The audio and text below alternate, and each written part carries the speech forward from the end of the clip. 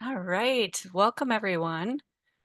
We will get started with our webinar, Measles Demystified, what every parent needs to know about symptoms prevention and some local data. Happy to see so many able to hop on over their lunch.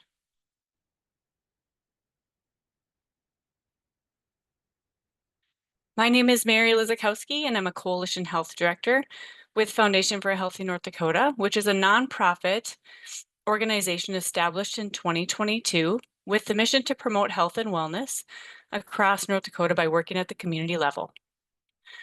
We continue to expand our statewide coalition to foster collaboration among local communities on common initiatives.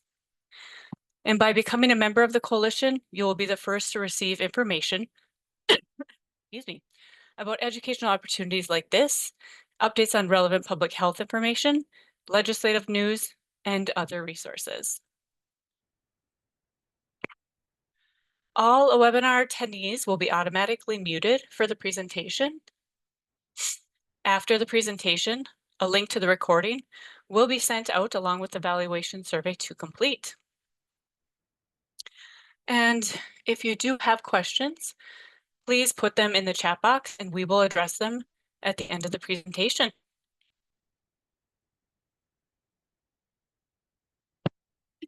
Excuse me. It is my pleasure to introduce our presenter today. Dr. Marasinghe is a general pediatrician at Essentia Health who has dedicated his career to promoting the health and well-being of children. He has a strong interest in community medicine and collaborates closely with local organizations and schools to address their specific medical needs. He believes in the importance of family, community engagement, and faith in the lives of children. He is married and has a 2-year-old son, a 4-year-old daughter, and a third one on the way. So welcome, Dr. Marasinghe, and I will turn it over to you to begin your presentation. Great. Thank you all for having me. I'm excited to be here. Let me work on some sharing here. All right. Can you guys see that okay? Sure can. Okay, perfect. So thank you again for the introduction. Again, my name is Dr. Marasinghe. I'm a general pediatrician at Essentia. I'm excited here to talk about the current measles outbreaks, what we're seeing in our community, and what we can do about it. So a little bit about myself. I grew up in Grand Forks, North Dakota, graduate from Red River High School. I also went to University of North Dakota Medical School. There's a picture of me with a lot of hair before I lost it all because of residency in med school. So I have a fantastic team. I work at the Lights Clinic here in West Fargo with a fantastic pediatric group. And as mentioned, been married for 6 years, and we've got 2 kids with a third one on the way. So, what's the sitch? Why are we talking about this? I don't know if anyone's old enough to remember Kim Possible or not, but I had way too much fun coming up with all these different memes, so hopefully you enjoy them too. So what's the sitch? Why are we here? What are we talking about? So today we're going to be talking about the current measles outbreak that's going on in the United States, and we've seen it in North Dakota as well. So in 2025, the United States experienced its largest measles outbreak in 33 years. The initial cases started in Gaines County, Texas, in a small community of higher unvaccinated population. It quickly then spread to the rest of Texas, and since then has been spreading across the United States. As of 2 weeks ago, there have been 14,000 cases plus in the United States just in the year of 2025.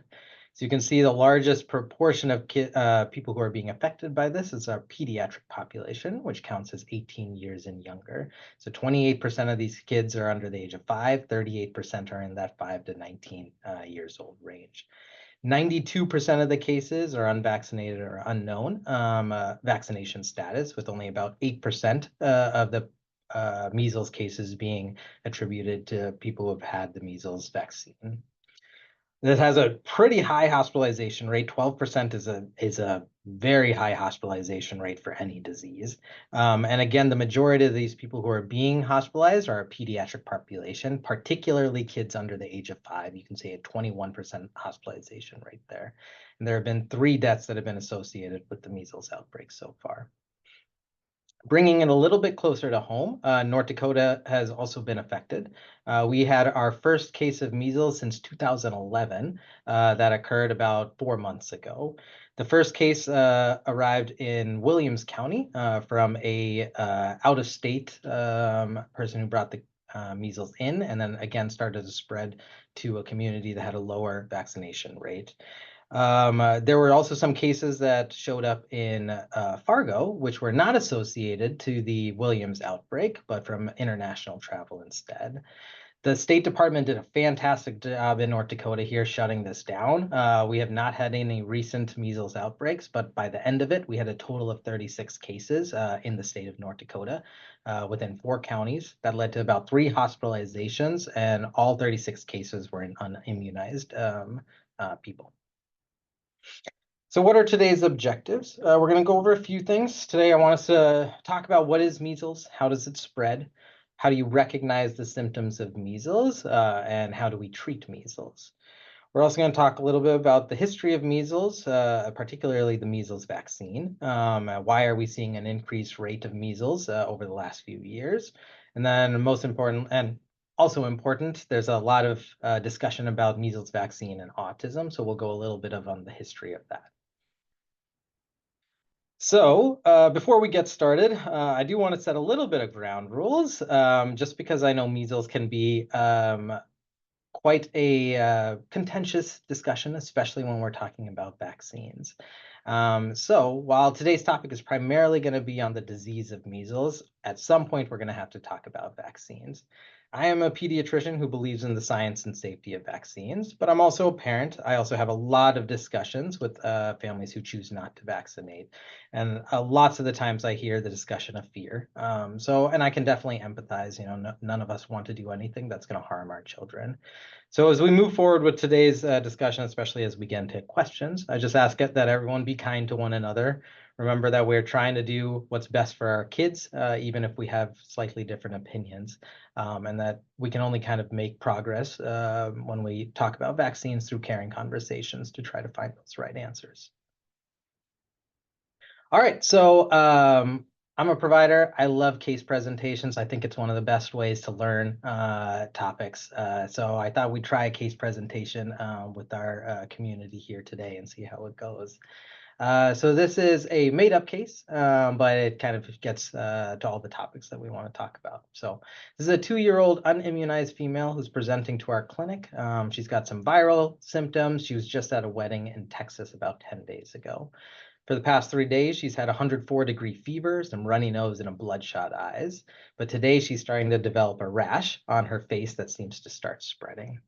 So any provider would have a lot of red flags going on, starting with this case. So we're going to try this out. So we got a couple of different questions as we go through here. So you have a suspicion for measles. What are your next steps? A is to complete an exam. B is to contact the State Department. C is to isolate the patient and wear airborne precautions. And D is to freak out and cry. So we'll give a few seconds and see if we can make this work. I did start the poll, so we'll see if people can take it.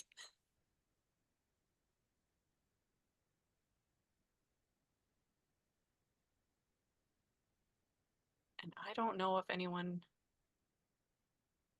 I'm not sure if it's working. Okay, that's all right. If you have an answer, you can put it in the chat too. Otherwise, just keep going. Oh, we have one.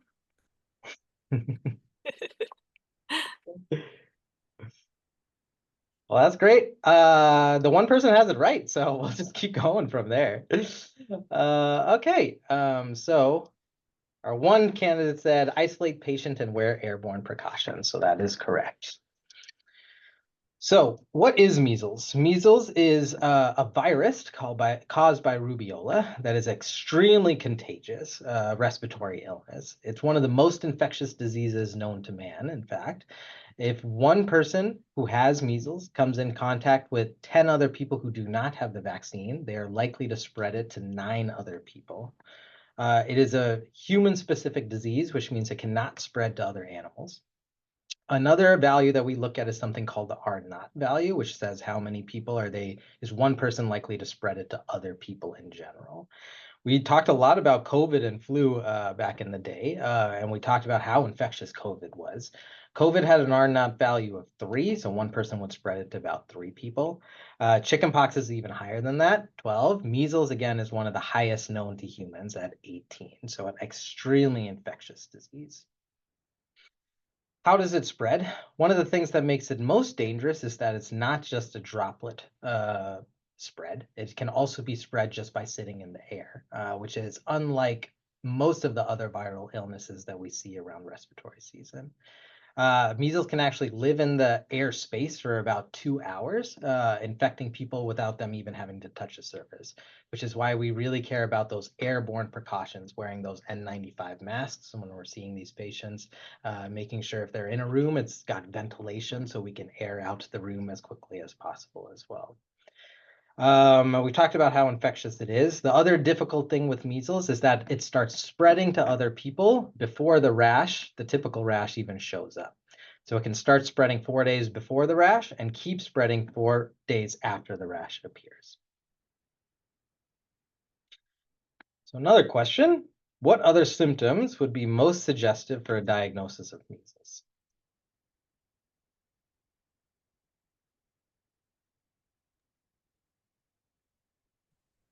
Looks like we have 78% so far have said lesions in the mouth. Perfect. That sounds great. So yes, you're correct. The next things that we're really looking for that's a little bit more unique to measles than other symptoms is going to be lesions in the mouth. So let's go over some signs and symptoms. What are you really looking out for in measles? So it's a nice little diagram here at the top of when symptoms start, kind of the timeline, what you're looking out for. So many of the symptoms of measles are similar to other viral illnesses. The symptoms usually start around 7 to 10 days after you've come in contact with the virus. So again, in our patient that we're talking about here, they were in Texas for a wedding where they were presumably exposed to measles. So that 10 days is around the timeline when we would expect to start seeing those symptoms. The prodrome is what we see first, is usually really high grade fevers, a cough. They have significant runny nose, so a lot of drainage called coryza, and they also get some bloodshot eyes called conjunctivitis. The next thing that can show up is something called Koplik spots, which are these white spots that are inside the mouth. These are actually fairly rare, and if you see them, they're very suggestive of measles, but it's something kind of good for providers, especially to keep an eye out for. Most people are aware of the stereotypical rash that usually starts on the forehead. I should say always starts on the forehead and starts moving down. This usually shows up 3 to 5 days after the first symptoms of fevers, cough, runny nose, etc. It needs to start on the forehead. If it starts on the body, it's not measles. But if it starts on the forehead, it'll start slowly moving down. By the time it reaches the feet, usually the face rash is disappearing on its own, but it's kind of that classic symptom that we really talk about. And again, the tricky part about measles is that it's really shedding for quite a while. So it can shed 4 days before and shed 4 days after when the rash appears. So complications. 21% of children under the age of 5 years old are hospitalized because of measles, which is an insane number. I think sometimes we can look in these and be like, oh, that's not too bad. But you can imagine, again, how infectious this disease is. Hospital systems got overwhelmed in COVID times, and that's not even including pediatric hospitals.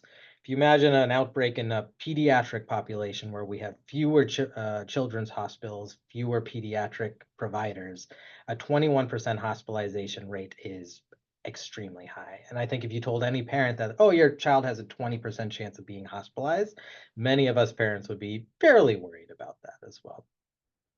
Pneumonia is going to be the most common cause of death in children. So 1 in 20 children will somehow get a measles associated pneumonia. Other things that cause complications, brain swelling, encephalitis, meningitis, kind of infections of the brain, the spinal cord, and things like that can happen 1 in 1,000 children.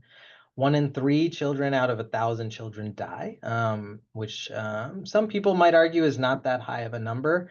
I would challenge that again, given how infectious this disease this is, we're just going to have a lot of children who have it, which will bring those numbers up a little bit. It's particularly dangerous to those who are pregnant, whose immune system is already a little bit lower. It can cause premature birth. It can cause low birth weight as well. And then finally, one thing most people haven't actually heard about is something called subacute sclerosing panencephalitis. It's a measles-associated disease. We don't hear about it a lot in the United States, which is great because we haven't had a lot of measles cases recently. But this is something in communities or countries that don't have a high hospitalization or measles vaccination rate. They see this a decent amount. So this is when dormant measles reactivates in the brain, and it causes permanent brain damage. So this reactivates about 7 to 10 years after the child has received measles. It only occurs in about 1 in 10,000 people. So again, fairly rare, but it is a fatal disease. It causes gradual memory loss, seizures, loss of motor function. And it causes death, unfortunately.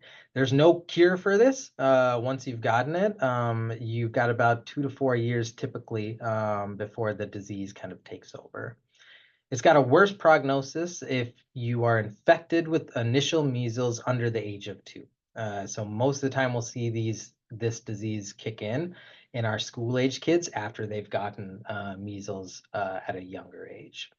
I say that we haven't actually seen this in a while, but California just reported about 2 weeks ago that one of the first deaths from subacute sclerosing panencephalitis in the United States in a while. And it was a school-aged child that died who received measles before they were eligible for the vaccine when they were young. So something very important to talk about. I think it's something that we don't mention often, especially because it's so rare and we don't see it in the United States, but something that we can prevent. So question time, after your evaluation, you recommend the patient be admitted for low oxygen levels and pneumonia and dehydration. Mom mentions that she has a 2-month-old baby at home and is wondering if there's anything she can do to help prevent him from also getting measles. What is the best option? Clean all the surfaces at home thoroughly, offer the MMR vaccine, offer immunoglobulin medicine, or offer high doses of vitamin A.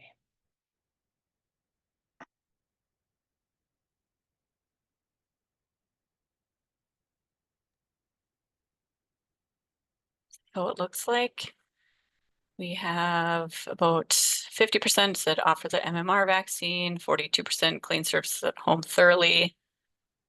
Those are the top 2. Okay. All right, great. So this one's a slight trick question. I'm glad I was able to get some people.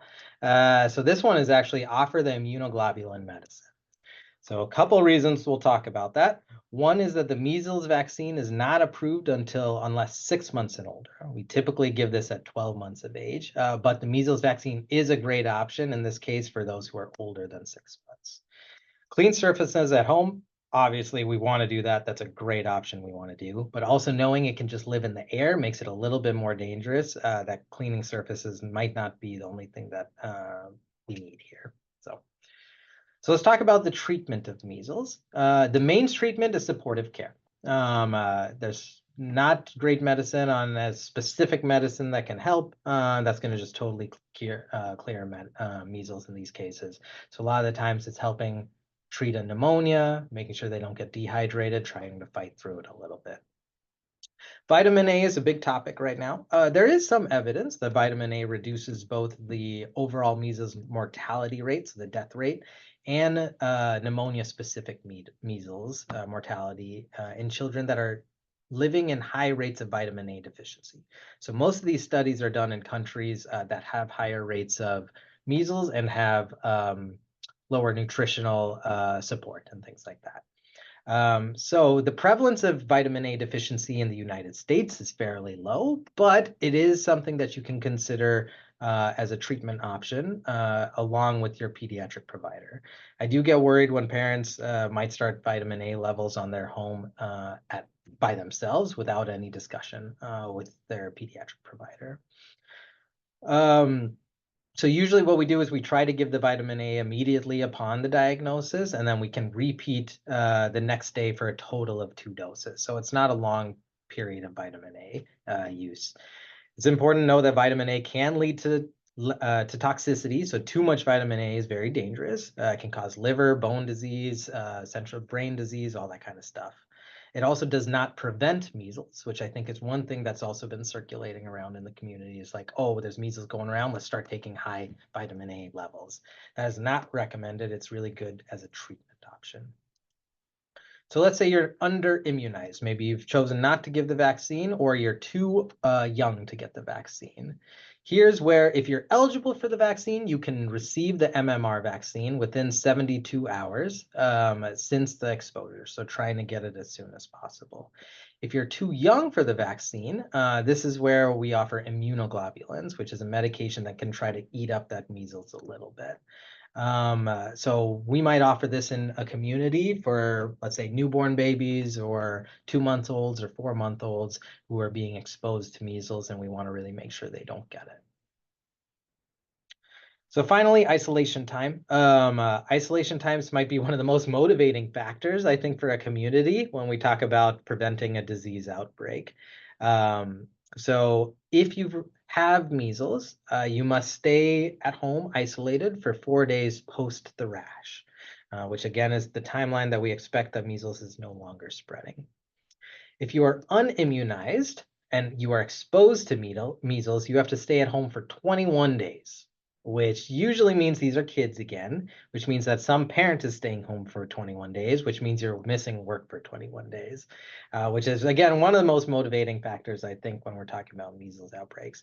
Williams County had to do this where they had a large portion of the school children staying at home for 21 days to try to prevent that spread.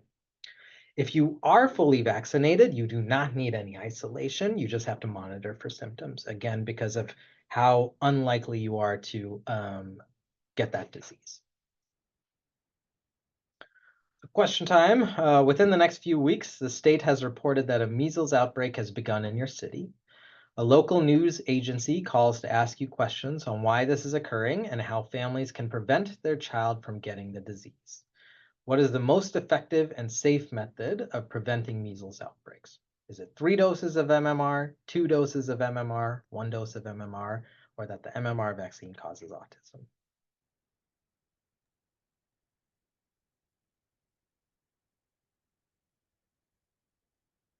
Looks like right now we're at 85%, say 2 doses of MMR on the quiz. That's awesome. Great job, everyone. So I would agree with you. So we're going to move into our vaccine talk now, again, as you've kind of figured, because we've talked a lot about how measles vaccine prevents getting the measles disease. So MMR is a live attenuated vaccine. It protects against measles, mumps, and rubella. In the United States, we offer the first dose at 12 months old. The second dose is offered at 4 years old. I've mentioned that you can get the vaccine as early as 6 months. This is done in some other countries, for example, Australia, where they have a higher measles rate already in the country. So trying to protect those younger kids at a younger age. Some people have heard that there's MMRV, which is measles, mumps, rubella, chickenpox, all in the same one. We give that dose at 4 years old. The reason we split it is because we did notice that there was an increased risk of febrile seizures if you give the combo medicine at 1 year old. So that's the reason we split the measles, mumps, rubella, and chickenpox the first time we give it. 1 dose has an extremely high effective rate of keeping your child from getting measles. The second dose provides you even with more at a 97%. Again, kind of to review the percentages that we're seeing right now in the 2025 outbreak, only 8% of the people that are having measles have had the measles vaccine. So here's a really great graph. It shows that the vaccine was initially introduced in 1963. This was when 1 dose was given. It showed a significant drop in measles cases almost immediately from when it was first given. Then we approved a booster vaccine, so that second dose in 1989, because we kept on seeing these tiny little blips. Measles would kind of break through, we'd have outbreaks, and then it would go away. So that was this purpose of the second booster vaccine. And then, incredibly, measles was declared eliminated in the United States in 2000 because of the high percentage of people that were receiving the MMR vaccine. This means that there was no measles spreading within the country, and new cases that came into the country were only from people traveling abroad or bringing it into the country, which is an extraordinary feat whenever you can totally eliminate a disease from within your country. And honestly, it's a historic public health achievement that was done then. So why, if we eliminated measles, why are we starting to see new measles outbreaks now? So what is an outbreak? An outbreak is defined as 3 or more related cases. Most US cases right now have about 6 people that are associated with it or so. That number can increase as an outbreak occurs in a community that has a lower vaccination rate and starts to spread more quickly. So recently, we've seen quite a decrease in the rate of MMR vaccinations. And this is at least partially or mostly responsible for the number of outbreaks that we're starting to see. In order to maintain elimination of measles, so no spread in the United States, we need to have a 95% vaccination rate to prevent outbreaks.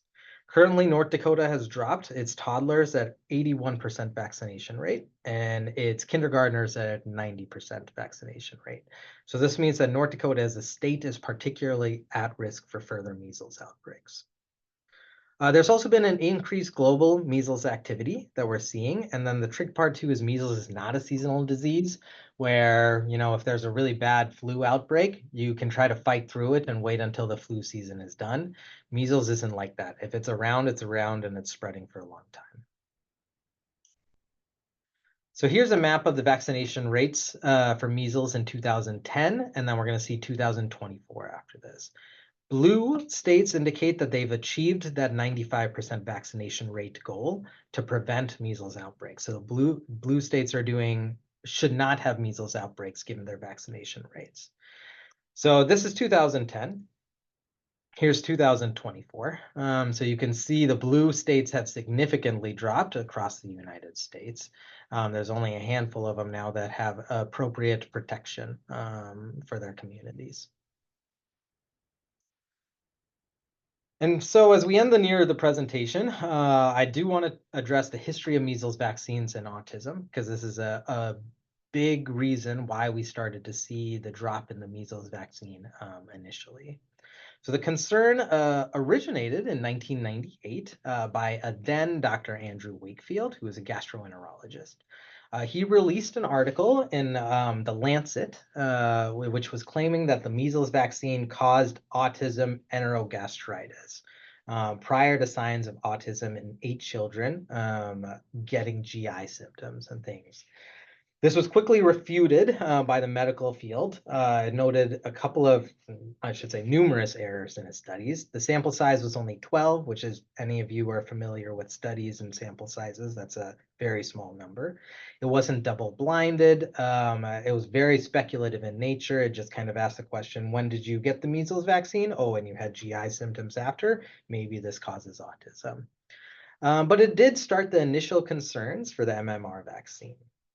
So while those discussions were going on, Wakefield and his team released a second article in 2002 that claimed that they took some samples from the gut of children looking for measles within the gut itself, kind of trying to prove that gastroenteritis autism was causing autism itself.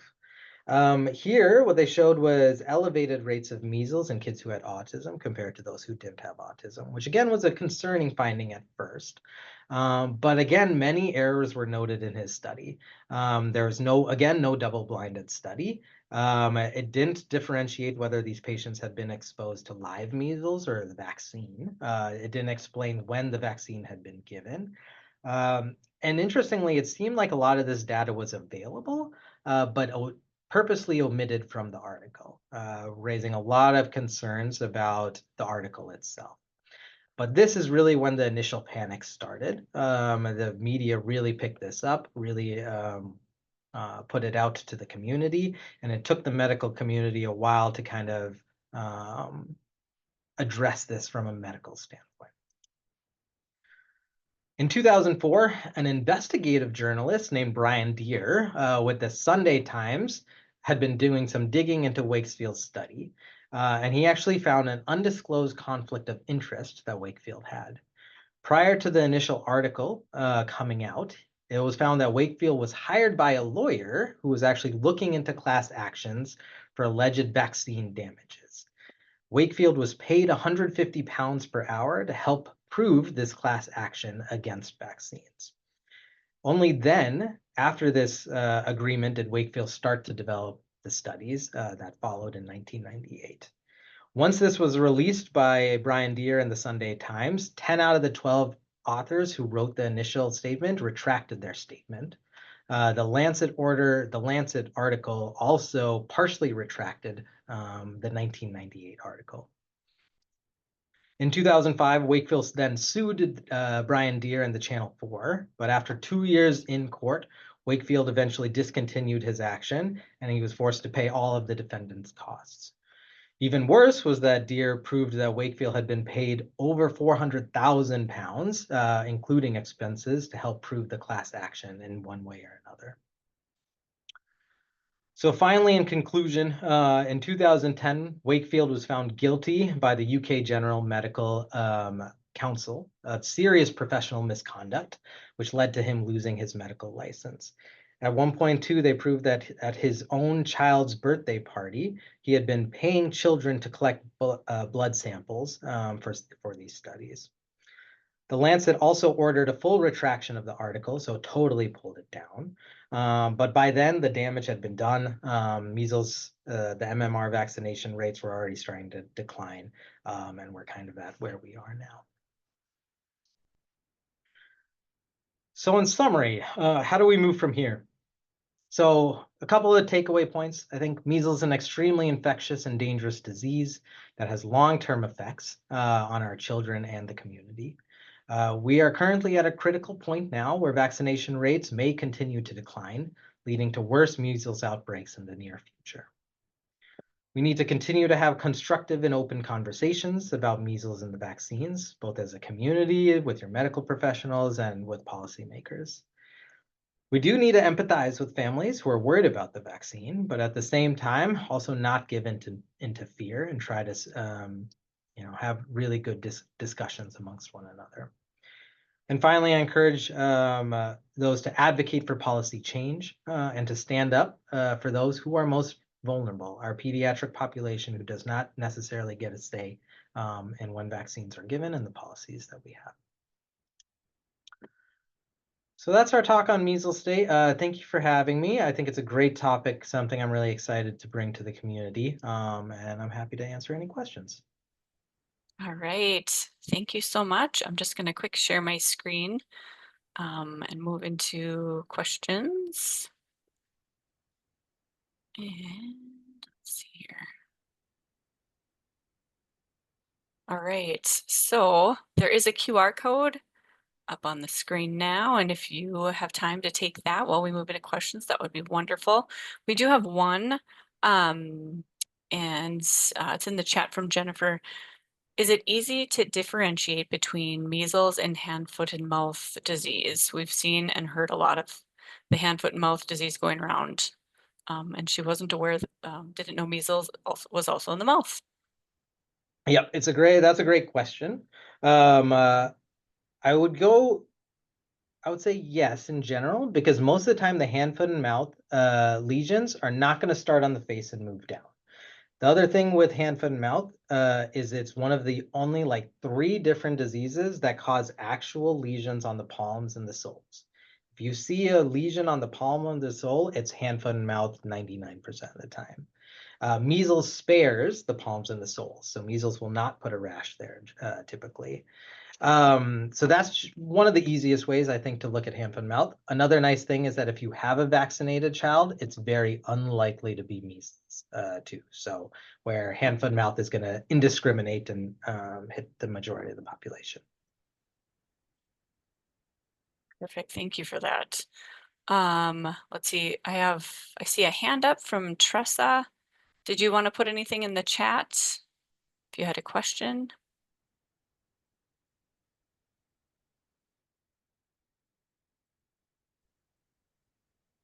Yeah, that was a really good question because I know it's definitely been going around and I've been hearing of some of my friends' kiddos with hand, foot, and mouth. So Yep. just hope you're Mhm. spared.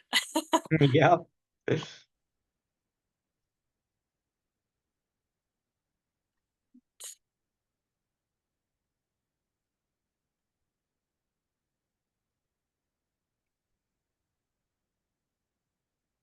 Well, I don't see any other questions coming through. Do you have any last thoughts or any other tips for folks? No, I think we talked about it. Just be vigilant, especially as measles outbreaks come in. It's always better to call the State Department if you have questions on whether you're worried about a measles case. They do a great job of guiding you on how to test, what the next steps are, and they'll do a lot of the brunt work on figuring out who's exposed, what else needs to happen. So lean on the State Department, and then again, just continue to have those good conversations. I've heard of certain clinics in the United States like refusing to take patients who choose to unvaccinate, which I don't think is necessarily beneficial to our conversations. So we just need to continue having good conversations with one another.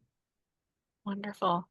Looks like we do have one question that just came in. How do you address parents who have concerns about autism and vaccine toxicity? That's a good Mhm. one. Yeah. Yeah, so whenever it comes to discussions on families who are hesitant on vaccines, the most important thing is trying to get down to the brunt of why. Because a lot of times we can just jump into that conversation being like, oh, well, there are lots of studies show that it doesn't cause problems, etc.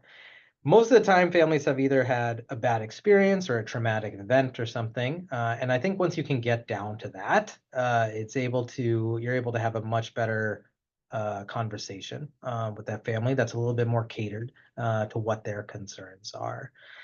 Some parents have already decided what they're going to decide, right? And like, you're not going to be able to change everyone's mind. But figuring out the specific concern, trying to have a conversation on that. If they want articles, you can provide it. Most of the time, I don't feel like that's very helpful because they're just going to throw it away when they get home. But really, the best thing I can find is empathize, ask them to bring in articles, try to review it with them, and then cater your discussion to the specific family's concerns. Very nice. Yeah. Circling back to through caring conversations like Jennifer had mentioned, you had discussed that. So that, yeah, that's awesome. Um, okay, Jennifer again. I talked to a mom whose family dealt with measles. Mom was only vaccinated once. None of her kids were vaccinated and had all the symptoms. I asked her in hindsight if she would have vaccinated them, and she said no. Okay, that's And that's a very common thing that you're going to hear too. oh, she was the only vaccinated. Okay, sorry, I think I understood that wrong. Yeah. Yeah. I mean, there's even been discussions of people dying from measles and families, like I think the Texas family who a child died from measles went on the news and asked whether they would choose to vaccinate now, even though their child was dead. They said no. So again, there's some people that you can have open conversations with. Some people have already decided, and you're not going to change their mind. And at some point, you've got to realize that's not your job in the end, right? Your job is to have open discussions, be there, be willing to talk about it. But if we let all these kind of things affect us on a daily matter, it would be a very stressful and very difficult to enjoy your job. But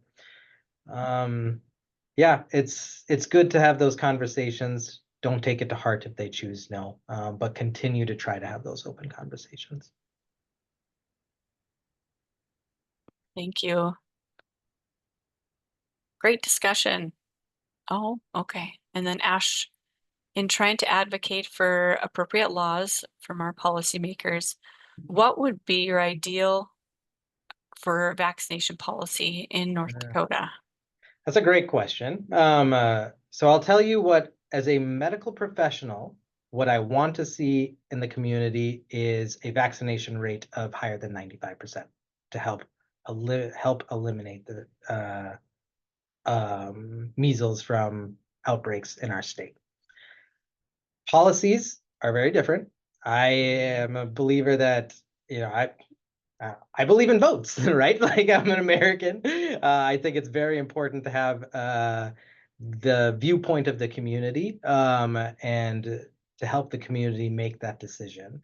So that's what I would like. I don't think it's correct to necessarily force that on people because I think it's going to make people more resistant to what we are trying to achieve and can eventually cause a lot more backlash than what it is worth.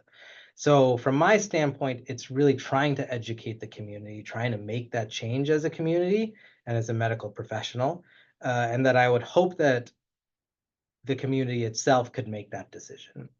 One thing I am really worried about with the significant drops in measles vaccination rate is at some point we are going to hit a tipping point and we're going to have massive measles outbreaks in the United States, which is again going to cause like I've talked about, children's hospitals are very limited in the United States. Pediatrics is very limited and you need specialized care to take care of these kids. If we start seeing larger and larger outbreaks, our hospitals are gonna get overwhelmed, and that's when people die. It might not necessarily be from the measles, but it's because of the lack of resources, the lack of nurses, the lack of providers. We're not going to be able to hospitalize the kids that we're able to. And unfortunately, I am worried that that's the route we're headed. And eventually, when we get there, the community will recognize measles might provide some really good benefit from the vaccines, and there might be a exodus of people coming back to the vaccines. But if we can try to avoid getting to that point, because I don't want us to have to hit that and for kids to die before we make that realization. Great discussion. Thanks so much for these questions. I don't see any others that have come in. Well, I appreciate you being here today and presenting on this very important topic. Um, as you can see, there's been a lot of great discussion around what to do, people are just concerned. So this was a perfect timing for this webinar. So, and thanks to everyone who could attend. To stay connected with us, you can follow Healthy NODAC on Facebook, Instagram, Twitter, and Foundation for Healthy North Dakota on LinkedIn. And to join the coalition, you can visit the link to stay aware of future webinars and updates on the foundation. And there is the QR code again to scan if you can. Otherwise, the survey will also be emailed out once the webinar. Everyone has a great rest of your day. Thank you for having us. Great discussions, everyone. Thank you.